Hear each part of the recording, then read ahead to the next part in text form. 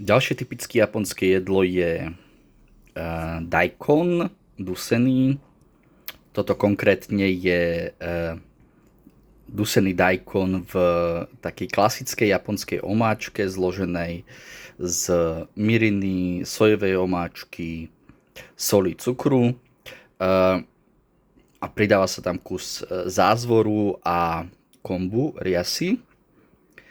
Čiže základom je vlastne dashi vývar,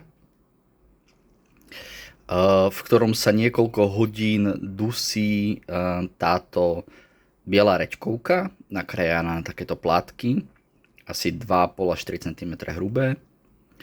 No a potom sa podáva buď horúca, alebo studená, buď ako dezert, alebo ako predjedlo, alebo ako jeden z chodov na klasickom japonskom stolovaní.